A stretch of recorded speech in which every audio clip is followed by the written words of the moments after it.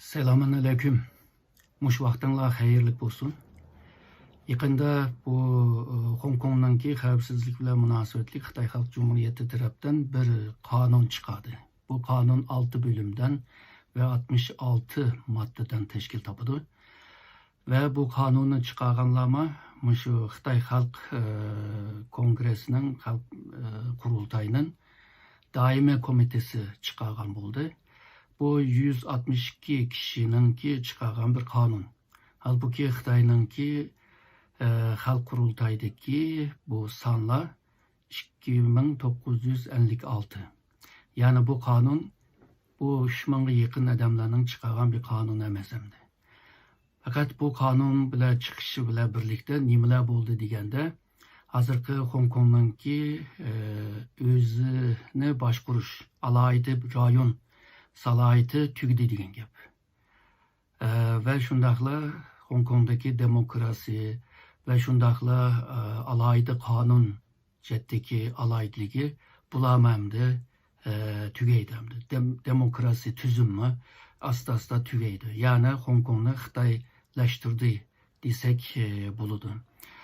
Bununla birlikte İngiltere, Amerika ve shundaqla bazı g'arb davlatlarning Hong Kong'a bergen bazı imtiyazlar bilen münasebetlik misaliga bazı kanunlar var, bazı kelişimler var. Bu iktisat bilen, teknoloji bilen ve ticaret bilen münasebetlik, hatta şu medeniyet cette, kültür cetteki münasebetler ve bununla birlikte başka bazı kelişimler, maddeler var. Bular hem de Hong Kong'da bu maddelerimi Hong Kong'da işlemeydiğen ahval bo'lib qoldi endi. Yani jirib kelgan chog'da Xitoyga xos, Xitoyning aloyidligi bo'lgan sosyalizm tuzumi bilan g'arbning kapitalizm, demokrasi tuzumi arasındaki hamda jidallar, ziddiyatlar bu Hong Kong'da başladı desek bo'ldi endi. Bu kanununki ikinci maddega qaraydigan bo'lsak, Hong Kong'daki kanun, adliye organları ve sistemleri o'zininki erkinligini ve o'zining hukukunu ishlatgili bo'ldi deydi. Fakat bu hukuklar 62. maddada degandek, bu hukukni Xitoyning kanunu ve Xitoyning hozirgi tuzab chiqqan bu kanun bilan mos kelmagan taqdirda Xitoyning chiqargan, yani merkez hükümetinin çıkargan kanunu esas buludu deydi. Misal 18. maddede yine şu kanunu icra kılış için xavfsizlik bilen münasebetlik bir organ kuruldu. Bu organın ki bazı faaliyetleri ve bazı bu kanunu iş bir iş tebir kılıştımı yine la Xitayning ki merkez hükümeti kılalaydıganlığını ifade kılıvatıdı.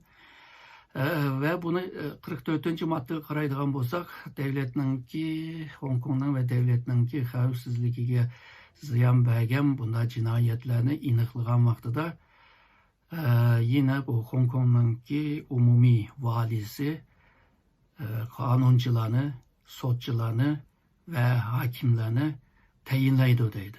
Yani siyasi qonunchilarni boshqaradi degan gap. Bu Xitoyninki tuzumi bilan o'xshavatıdı degan gap hamda. 65. maddega dikkat qildigan bo'lsak, yanıla şu kanunu tebrik qildigan organ, en yuqori organ Xitoyninki Xalq Kurultayı.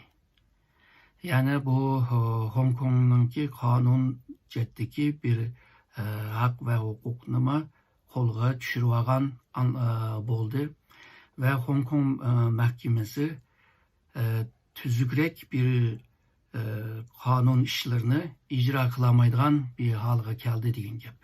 Yani Xitoy merkezi hükümeti kanunun özü oldu. Yani Xitoyda bo'lgandek. Ama 4. maddede yine bu xalqaradagi bazı kanunlarga atıfta bulunup yineler xalqarada berilgan bazı haklarını misaliga iqtisod chetda, cemiyet cette, kültür cetteki bazı haklarını işletkili buludu deydi. ondan keyin grajdanlık hakkını ve şundaqla siyasi haklarını işletkili boludu deydi. Fakat bu yerde ilip bağan ifade erkinliği, matbuat erkinliği ve şundaqla erkinlik, jığın içiş, namayiş qilish degandek bundaq faaliyetler endi abaqi yuqori degan moddalar bilan birlikda aslında yo'q degidek bir ma'no chiqdi. Yo'q, bu haqlarni yuturayotgan bo'ladi endi. 29 moddaga qaraydigan bo'lsak, bu g'ayrati bir ahvol. Ya'ni chet elliklar bilan aloqa qurib turib, Hong Kongdagi ishlarga aralashganlarni davlatning xavfsizligiga ziyon berdi degan bir gunoh bilan jazo berildi deydi. Hamda xilma-xil bir moddalarda shu chet el bilan aloqa qurgan, terror faaliyetlerini ilib borgan, Xitoy hokimiyatiga qarshi chiqqan, Xitoy bu hokimiyatini o'ritish bilan munosabatli ba'zi so'zlar u bularni qilganlarni jazolaymiz deydi. Misoliga 38-modda texmi g'ayrati, ya'ni Hong Kongda yashamagan odamlar Hong Kong hakkında, Xitoy hakkında bir tanqid qilib qolgan bo'lsa, Hong Kongda yaşayan bo'lsa, buni tutuş ve solaşnınki bir hakkını peyda kılıvadıdı. Yani birisi Tayvan'da, birisi Amerika'da eğer de Hong Kong'da tanqid qilib ve bu kanunlarınki hata bo'lganligini ve Hong Kong'daki hazırki siyasetininki yaxshi bo'lmaganligini, to'g'ri bo'lmaganligini, hatta hata icra qilinyotganini eğer de tilga olgan bo'lsa, Hong Kong'a kirishma qiyin bo'ladi. Ve Xitoyninki bu Hong Kong xavfsizlik qonuni bilan qo'lini dunyoning ham yeriga uzatgan bo'ladi endi. Endi bu qonun chiqqandan keyin g'arb davlatlarda ko'p tanqid qildi. Bu Hong Kongdagi qonun chiqqan bu qonun aslında 84'te İngiliz ve Xitoy arasındaki kilişimni Xitoyning o'zining ifodasi bilan hazır bir yok bir qog'ozga aylandı. Hiç huquqqa ve qonunga ega bo'lmagan bir qog'ozga aylandı. Amerika Hong Kong bilan tuzgan nurg'un siyosiy, iqtisodiy, texnologiya bu qonunlar bu yerda hamda ishlamaydigan bo'ldi. Shuningga Amerika tarafdan nayt ching bir tanqidlarni tilga oldi. Tashqi ishlar ministri Pompeo'ning deganidek Hong Kong'dagi erkinligiga tugdi deydi. Bu Komünist Parti'ninki qilgan eng dahshat vahshiy bir ishidir deydi. Ve insanlarninki erkin iradesi ve erkin ifade ve düşünce ifadelerini hemini depsendi kıldı deydi. Amerika hükümeti tarafından Xitoyninki bu kanunu bilan birlikte Hong Kong'da bir devlette ishki tuzum degan ahvol tugdi deydi. Endi bundan keyin bunda nima bo'lmaydi deydi. Hong Kong xalqininki demokrasi ve Hong Kong xalqining erkinligini depsendi qilib, monopol qilib ilib oldi deydi. Bu kanun çıkıştan evvel Amerika'nın her iki mecliste bir karar çıkarmakçı, yani Hong Kong halkının qo'llanış için bir bazı kanunlarını çıkarışga tirishyotidir. Yani bunda deganda Hong Kong fuqarolari eğer de Amerika, İngiliz, Avustraliya degandek, Tayvan degandek devletlerge men deb ashaga sig'inaman deydigan bo'lsa, ularning qonuniga qarab bu Hong Kongliklarga bunda bir imkon, imtiyoz berdiganligini ifoda qilyotdi.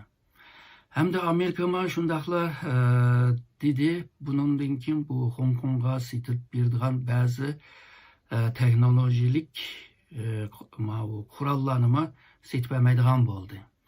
Hamda bunda degan vaqtida hamda nurg'un chet el shirkatlar Hong Kongda baş şirketini Hong Kongda kurup ondan keyin Xitoyga ichilgan. Xitoyning cho'ng shirkatlari başta Hong Kongda pul chek bozoriga kirib, ondan keyin dunyoga kiryotdi. Bunda degende hem de Hong Kong'daki ticari merkezi, pul muamelesi merkezi degandek salohiyatimi hem de asta o'rnini tugatib qo'ydigan bir ahvolma paydo bo'lyotidi. Amerika hamda bu chetdan agarda buni yo'qotayli bo'ldi hamda qilayli desa, hamda Hong Kongning shu alohidligi hamda tugaydi hamda. Ya'ni Amerika Hong Kongga bergan ba'zi imtiyozlarni bermaydigan bir ko'z qarashda. Bundan keyingi taraqqiyotga men qaraymiz hamda. Hamda Xitoy nemishga Hong Kongga bundaq ziyon tortadiganini bilib turib, o'zininki obrazi buzilganini bilib turib, Hong Kong orqali dunyoga ichildigan o darvozni, derizni yepitib, hatto Hong Kongninki bu alohidligini degan markaz alohidligini yo'qotib qo'yishga chidab turib, Hong Kongni cho'qim shu qo'lga tushirish va shundaqla Xitoyninki qolgan o'lkasi bilan o'xshashlashtirishga tirishidi. Çünkü Hong Kong eğer de kontrolden çıksa Tayvan'ı hiçbir zaman kontrol aslında alamaydı. Tayvan'ı alamasa, Hong Kong'u alamasa şununla Uygur, Tibet ve şundakla ertügün peyda olduğu misalıga Tunganlar ve Mançurlar ve Mongolların meselesini mi biz xıtıramaydı, cim xıtıramaydı. Şu aşka Hong Kong'u eğer de kolga düşürelise Tayvan'ı mı bunun dikin kolga düşüreleydi diyen mana çıkıdı. Eğer G'arbliklar Hong Kong meselesinde aciz turib qalsa, o vaqtda hem de Tayvan meselesinde mi aciz qilib qilish mumkin. Xuddi Ikkinchi Dünya urushi boshlanishdan evvel bu Hitler hükümetiga qarshi ularninki ilib borgan tashqi siyosatlarga chekinib turib, tortinib turib qilgan siyosatiga o'xshaydi. Şununla bu Hong Kong meselesi Xitoyninki zemin bütünlüğü, toprak bütünlüğü, iyilik hukukununki müstehkem buluşu meselesinde neyse çok ehemmiyetlik bir milli menfaat meselesi var. Bu sebepten Hong Kong'a bunda bir isimni ilip bir vatıdı ve özününki Komünist Parti'nin çangalığa ilişka tırışvadıdır. Hoş. Allah'a emanet.